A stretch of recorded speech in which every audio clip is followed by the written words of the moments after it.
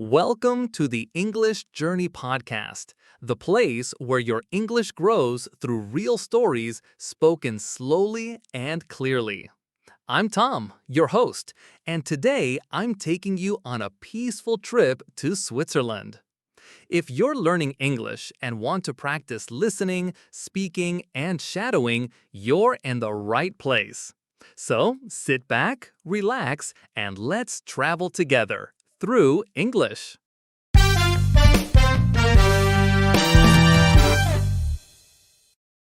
I had always wanted to visit Switzerland. The mountains, the lakes, the small towns, it all looked so peaceful in the pictures. So last spring, I finally made the decision. I booked a flight to Zurich, packed my bag, and promised myself I would enjoy every moment, even if I was traveling alone. I arrived in Zurich on a cool afternoon. The airport was clean and quiet. People spoke German, but many also spoke English, so I didn't feel too lost. I took a train from the airport to a town called Lucerne. I had read that it was beautiful and relaxing. As the train moved through the countryside, I looked out the window. Everything was so green. I saw cows in open fields, small wooden houses, and snowy mountains in the distance. It felt like a movie. When I got off the train, I took a deep breath. The air was fresh and cool. Lucerne was even more beautiful than I had imagined. The lake was calm and clear. The streets were clean, and the buildings looked like they came from an old storybook. I walked to my small hotel and checked in. The woman at the front desk was kind and gave me a map.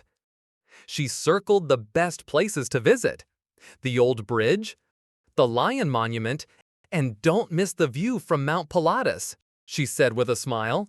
After dropping off my bag, I started exploring. I walked across the famous wooden bridge, the Kapellbrücke. Flowers hung on the sides, and swans swam in the water below. I took pictures, but I also made sure to stop and enjoy the moment. For dinner, I found a small restaurant near the lake. I ordered rosti, a Swiss potato dish, and a hot chocolate. I sat by the window and watched the sky turn pink as the sun went down. Everything felt calm and safe. That night, I slept well. No noise, no stress, just silence and fresh air. The next morning, I woke up early. I wanted to visit Mount Pilatus. I walked to the station and bought a ticket for the world's steepest cogwheel train. The ride up the mountain was slow, but the view was incredible. I could see green valleys, blue lakes, and snow-covered peaks all around me.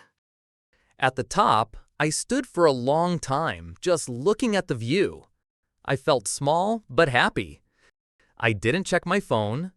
I didn't think about work. I was just there, in the middle of nature, completely present. I had lunch at a small cafe on the mountain. A man at the next table smiled and asked where I was from. New York, I said. He was from Canada, also traveling alone.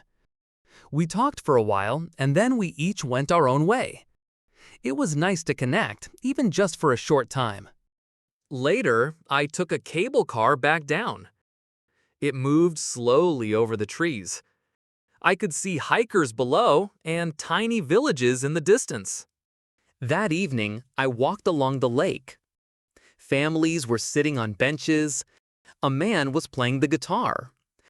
The sound of the water and music made me feel peaceful.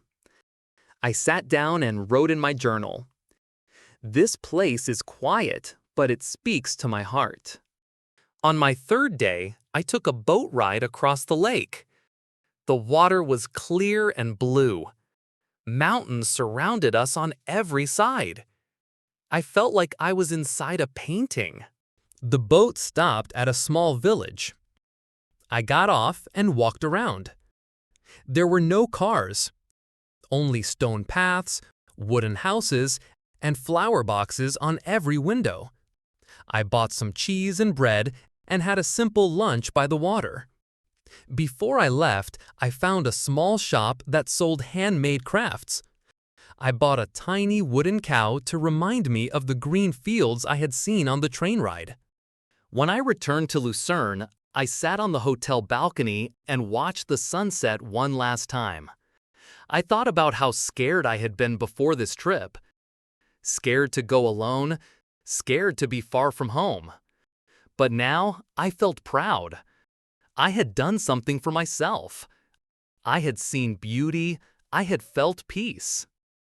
The next day, I took the train back to Zurich and flew home. But something had changed inside me. I wasn't just a traveler anymore. I was someone who had trusted herself, taken a risk, and discovered something new.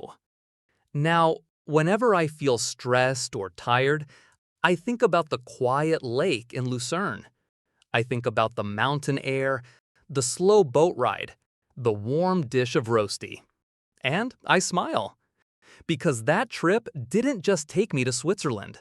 It took me somewhere deeper, to a calmer version of myself. And that was my solo trip to Switzerland. A journey that brought me peace, beauty, and quiet strength. If you enjoyed this story, don't forget to like, share, and subscribe to the English Journey podcast. New stories come every week. Simple, slow, and perfect for English practice. Thanks for listening. I'm Tom, and I'll see you on your next English journey.